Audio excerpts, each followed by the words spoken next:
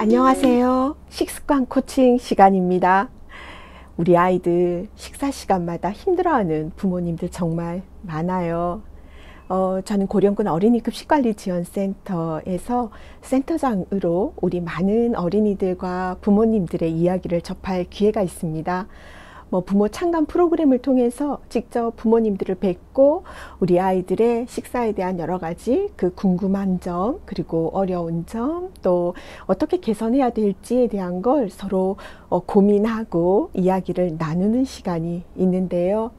그 중에서 저희들이 즐겨 듣는 이야기 중에 몇몇을 선택해서 이렇게 영상으로 짧게나마 남기고 있습니다.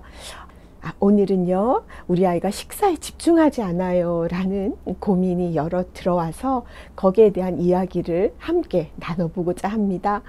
우리가 어린아이를 양육하면서 정답이 있을까요? 네. 그 A라고 하는 해답을 가지고 고스란히 우리 아이에게 적용시켰을 때 맞아지는 부분도 있지만 그렇지 못한 부분도 있다고 생각을 합니다.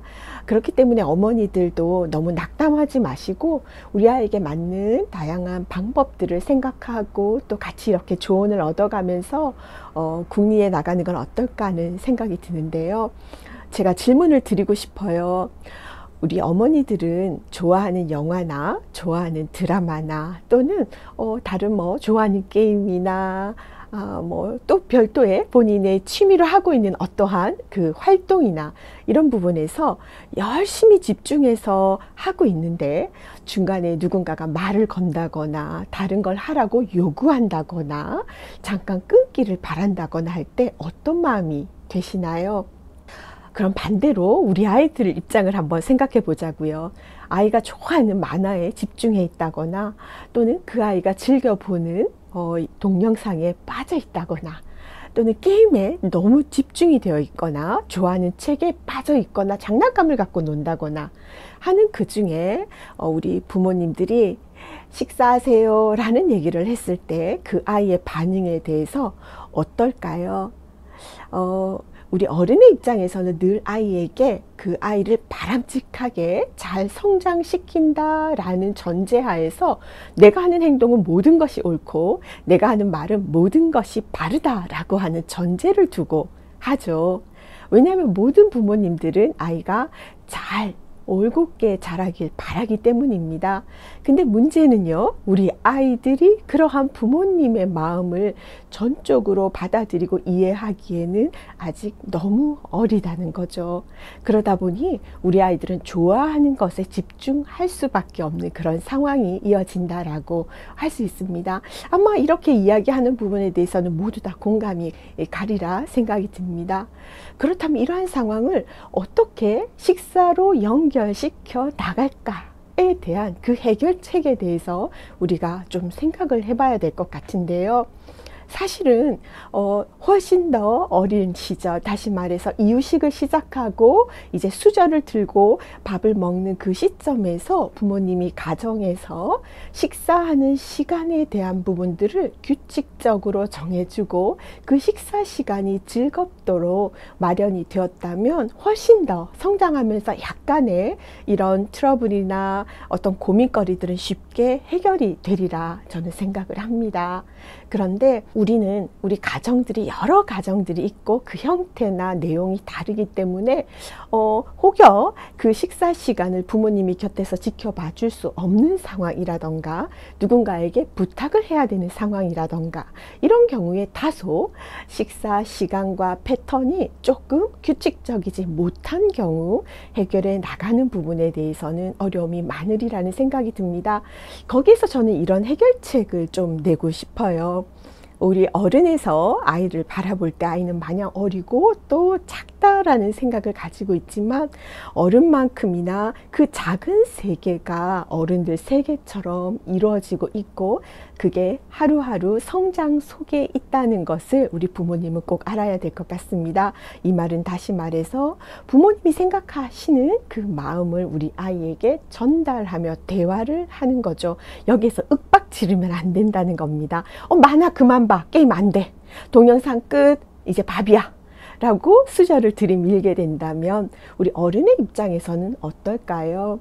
우리가 좋아하는 일에 집중하고 있을 때 누군가 와서 강제로 그것을 빼앗고 나에게 다른 일을 하도록 하게 한다면 거기에 대한 어떤 울분이나 화남, 그것들은 아마 클 겁니다. 우리 아이들에게도 비슷한 상황이 아닐까요? 만약에 어떤 영화에 집중해 있는 부분에서 부모님 이제 밥 먹어야지, 처음에는 아주 부드러운 소리로 나가요. 근데 한 번, 두 번 말을 해도 안 되면 우리 어른들의 목소리는 커지죠. 예, 심지어 약간의 억압이 포함된 것 같은 소리가 나올 때도 있습니다. 아이들의 그 다음 반응은 저항이 될 거예요. 좋아하는 것을 끊게 하는 그 대상 모든 것이 그 아이의 작은 세상 속에서 모두 다 그것은 어쩌면 적대시되는 부분이 되기 때문이라고 생각이 듭니다. 아이가 소리를 지르고 뒹굴뒹굴 구르고 또 어떤 심한 경우에는 방에 들어가서 문을 쿵 닫고 나오지 않는다거나 이런 상황이 발생하는 부분에 대해서 부모님은 노여워하기보다도 내가 우리 아이가 좋아하는 영역에 대한 것을 이렇게 터치했구나 라는 생각을 하시고요.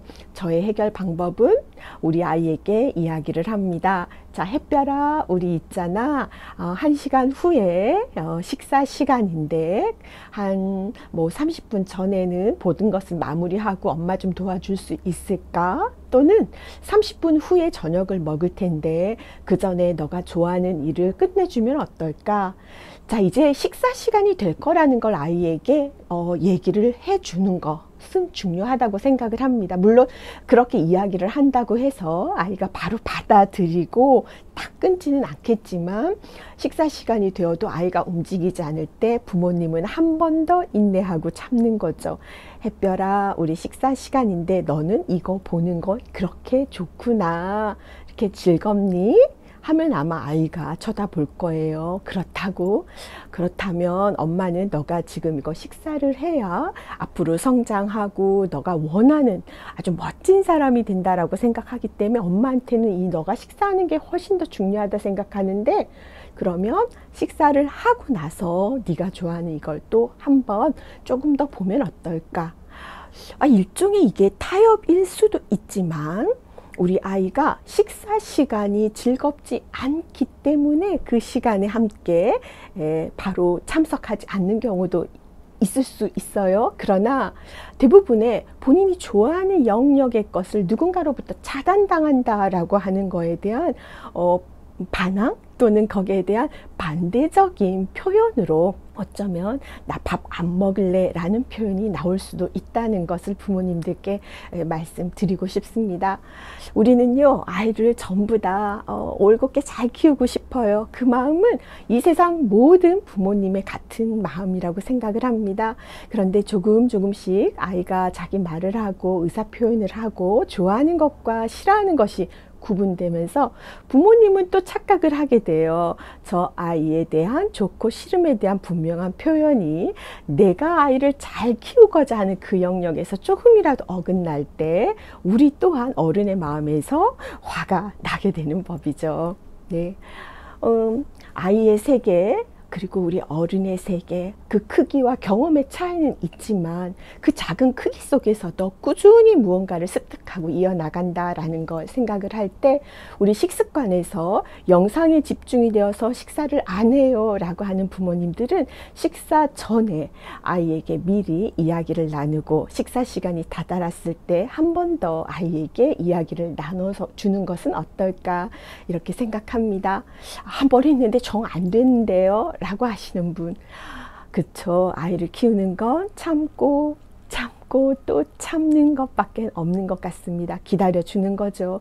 인내하며 지켜보고 또 어른의 사랑이 아이에게 전달되는 그 시점이 분명히 오리라고 봅니다. 우리는 참 영양소를 골고루 먹어야 성장이 잘 되고 또 뭔가 아이가 바르게 자란다라는 생각을 갖고 있고요. 맞는 말이에요.